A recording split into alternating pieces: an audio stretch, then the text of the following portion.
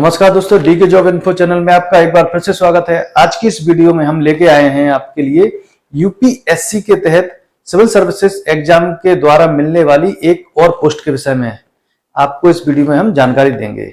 तो ये पोस्ट होती है IAS। इसका पूरा नाम होता है Indian audit and account service.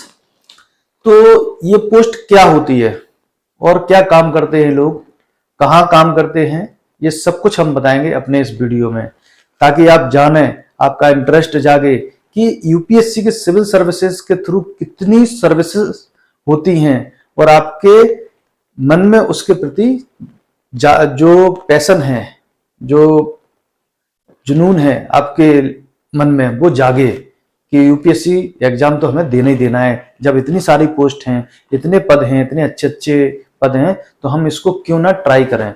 तो वीडियो बनाने का मेरा यही मेन मकसद है। तो चलिए हम बताते हैं इस पोस्ट के विषय में ये क्या करते हैं। IAS तो Indian audit and account service, जैसा कि इसका नाम है। तो ये लोग क्या है, जो अपना सेंट्रल ऑडिट डिपार्टमेंट जिसको हम बोलते हैं कैग, उसके अंडर में काम करते हैं ये लोग। उसमें ये लोग ऑफिसर होते हैं, डायरेक्ट एक ग्रुप के उसमें भर्ती होते, उसमें रिक्रूट होते हैं लोग।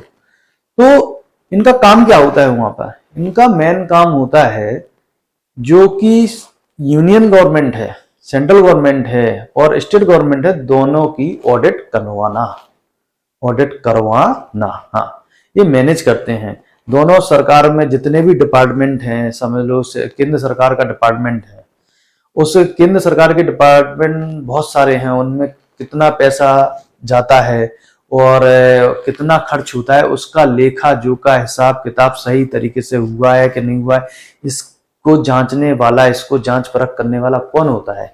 ये क्या इनका काम होता है। तो ये इनको भी एक समझ लो बहुत अच्छी पावर है। जैसे कि इनकम टैक्स डिपार्टमेंट को पावर होती है, ऐसे ही इनको भी पावर होती है कहीं भी चेक करने की। इनका शेड्यूल ऑडिट होता है, शेड्यूल सारे डिपार्टमेंट के। और स्टेट गवर्नमेंट में भी ये लोग ऑडिट करते हैं, वहां भी इनकी पोस्ट होती है, वहां भी ये लोग काम करते हैं। स्टेट गवर्नमेंट के लिए भी काम करते हैं कि वहां इन जितने भी डिपार्टमेंट हैं स्टेट गवर्नमेंट, तो वहां पे कितना पैसा सरकार की तरफ से गया है और कितना पैसा वहां खर्च हुआ है, और जो पैसा खर्च हुआ है क्या वास्तव में वो सही हुआ है कि नहीं।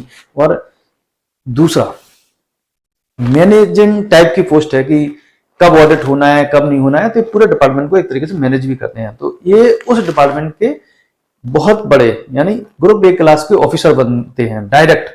तो अगर आपको यूपीएससी की जो सिविल सर्विसेज का एग्जाम है, उसमें अगर आपको ऊंची पोस्ट जो कि फेमस पोस्ट हैं, IAS, IPS और IFS, ये सब नहीं मिलती हैं, तो आप अपना ये भी ऑप्शन डाल सकते हैं कि हमको ये वाली पोस्ट चाहिए। बहुत ही अच्छी पोस्ट है, बहुत ही शानदार पोस्ट है।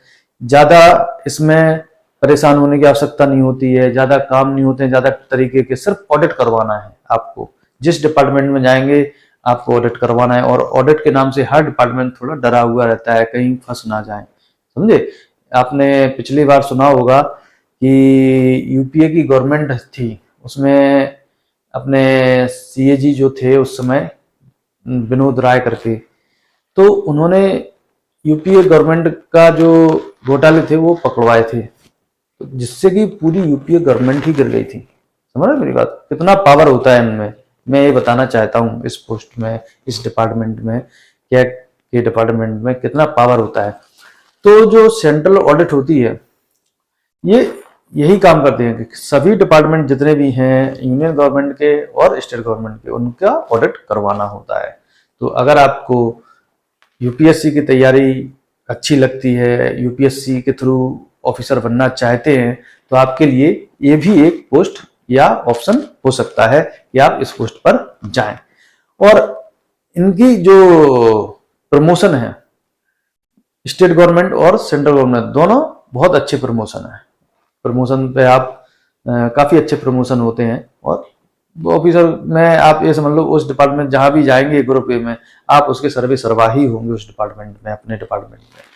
तो आशा करते हैं कि आपको बहुत अच्छा लगा होगा।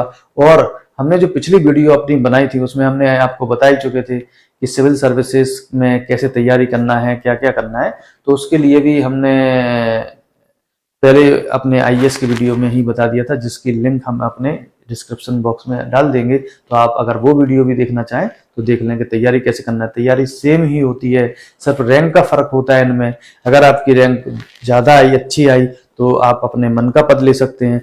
अगर आपकी रैंक थोड़ी कम आई तो आपको जो पद दूसरे या तीसरे चौथे नंबर पर डाला हुआ वो भी मिल सकता है। तो आप चौथे पांचवें नंबर पे ये पद भी, या दूसरे नंबर पर जो भी आपकी चॉइस हो, जब तक आप उस पोस्ट के विषय में जानेंगे नहीं तो चॉइस कैसे देंगे, उसका क्रम कैसे रखेंगे। तो ये लोग पब्लिक सेक्टर ऑर्गेनाइजेशन का भी ऑडिट करते हैं। ये सारी सीरीज बनाने का मतलब यही है ऑफिसर की, कि आप सभी पोस्टों को एक एक करके जाने, वो कहाँ काम करते हैं, कैसा काम करते हैं। तो अगर आप जानेंगे तो सही क्रम दे पाएंगे। तो चलिए अगले वीडियो में हम यूपीएससी के सिविल एग्जाम के तहत जो और अन्य पोस्ट है उनके विषय में बताएंगे आपको। तब तक के लिए नमस्कार।